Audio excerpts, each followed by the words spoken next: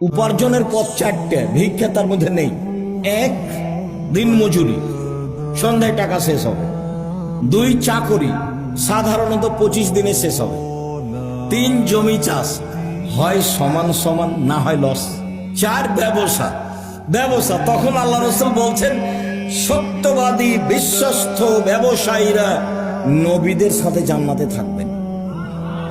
ইব্রাহিম আলাইহিস সালামের সাথে থাকতে পাবেন বাদামের ব্যবসা করে। বাদাম, চীনা বাদাম 200 টাকা, যদি সত্যবাদী হন।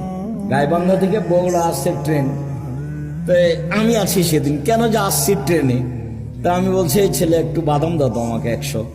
তো দিচ্ছে, তো আমি বলছি দেখি তোমার দাঁড়িটা আমি ধরে দেখি, তো দেখ একটু দেখি, আমি ধরে দেখি, তো দিল একটু কমে গেল। তো বলছি কম দিচ্ছ যে? সবাই খেয়ে নেয় তো, 2টা একটা করে খেয়ে নেয়। যে মানুষের দেখছো ওও বিপদে, আর এই মানুষ এরাই জালেম। এ বুঝতে পারে না যে 200 টাকার ব্যবসা করে, আমি যে 2টা নিচ্ছি, আরো যে 2জন 2টা নিল, এটাই হলো সীমা লঙ্ঘন, এটা হলো জুলুম, এটা হলো সীমা লঙ্ঘন। জুলুম করিয়েন না। যদি খুব বেশি করেন তাহলে আধ সামত দেখতে দেখতে নাই, আর যদি